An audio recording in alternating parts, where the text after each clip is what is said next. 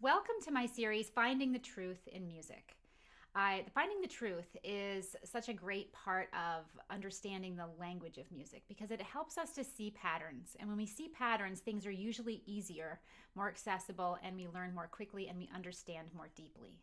So, whether you are a piano teacher yourself and you'd like to learn more, or whether you are a student and you're looking to learn new pieces and new ways of thinking about music, or maybe you even play a different instrument and you find yourself in the unlikely situation of teaching the piano, and now you have to sort of figure out what you're doing.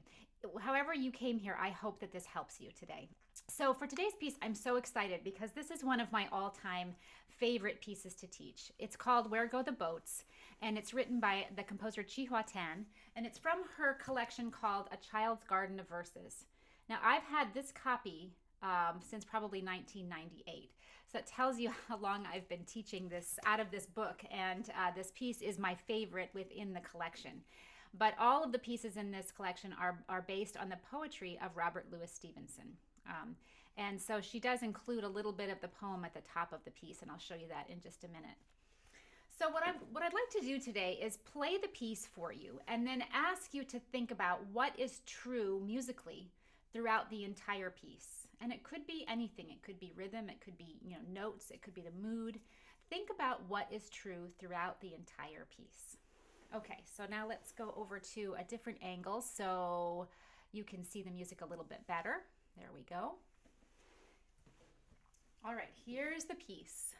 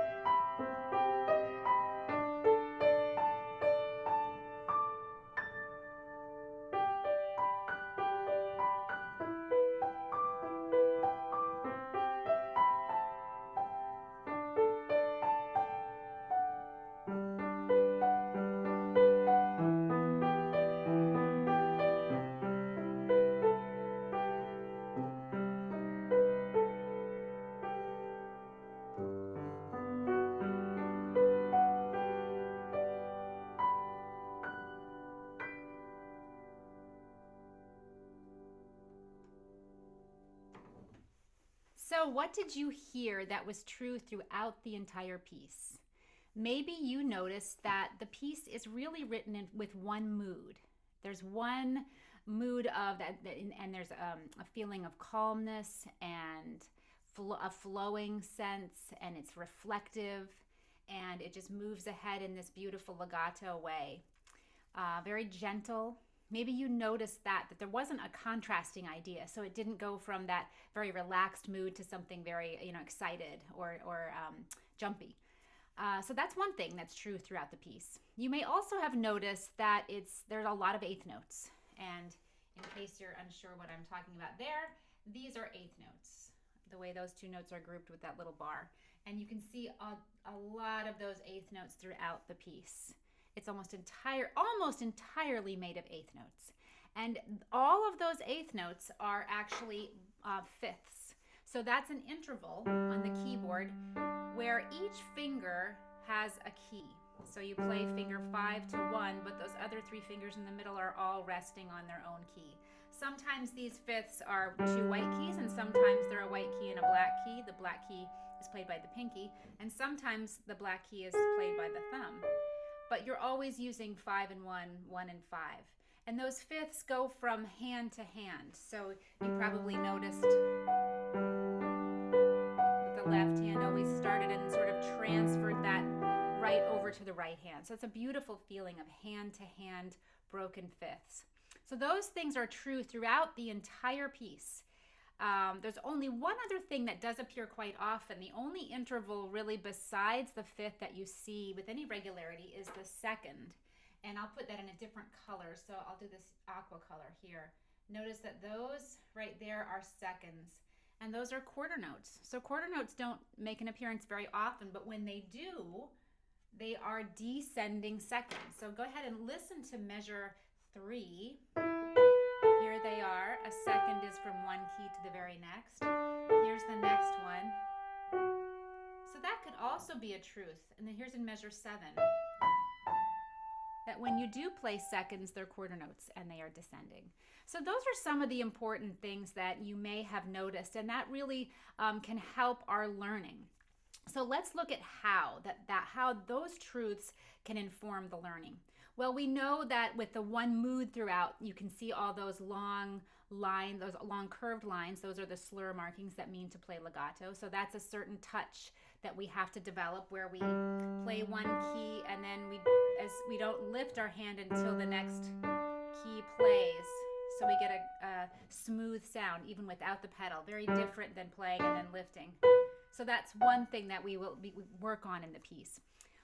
Also, those fifths can be practiced so well by blocking. And that's an important practice step, where instead of playing the notes broken apart as they're written, we actually feel them played together, even though we won't play the piece that way.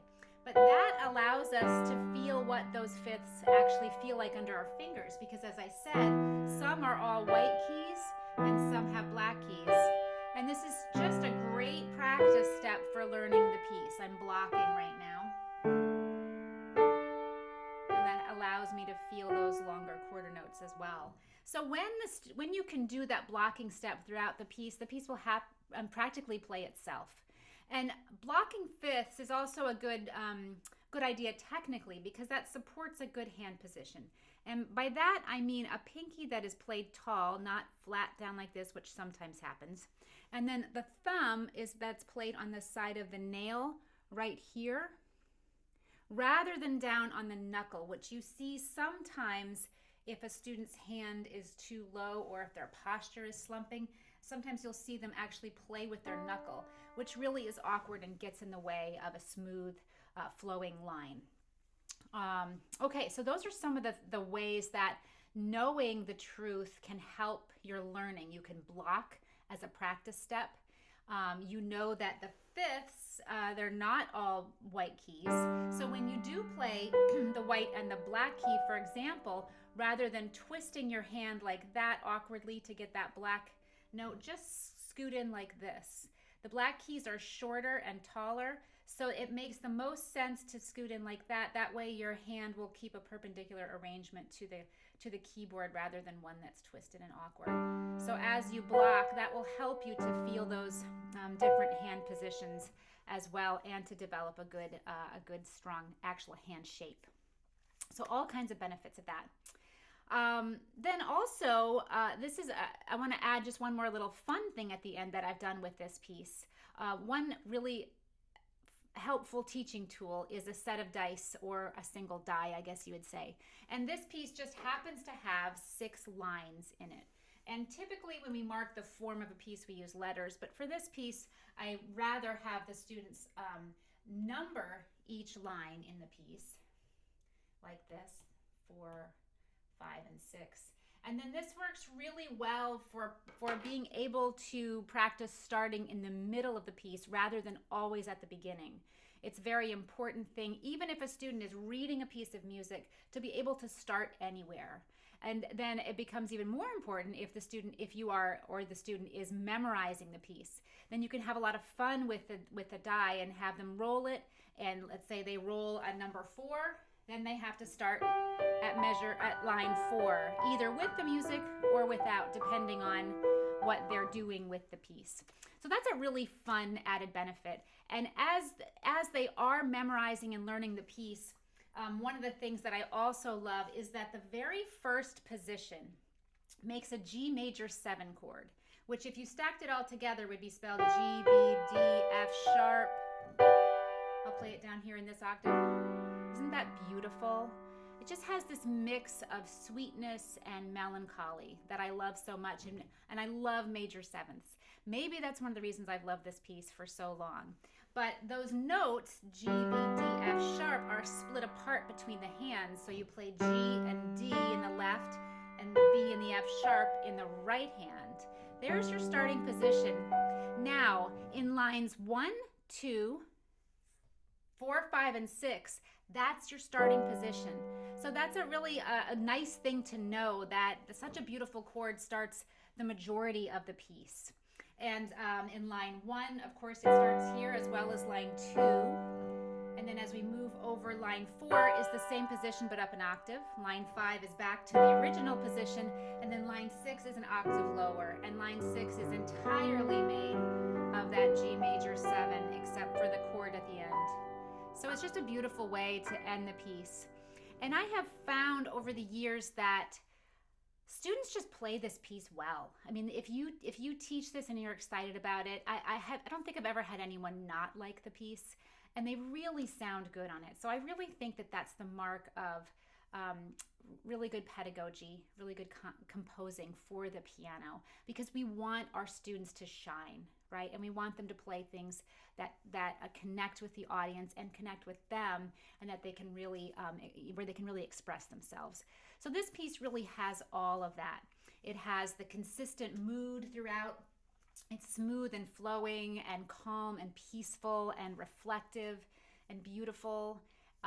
It's made almost entirely of broken fifths, and they alternate hand to hand. And then when there are seconds, they go lower, and they're quarter notes. So those are some of the truths of the piece. I hope you've enjoyed learning about this. If you do like what you see, please drop me a comment or a like, or even share this with somebody you know. I would really appreciate to get the word out to other musicians or other people who are just learning the piano and want to learn more. So I hope you've enjoyed this.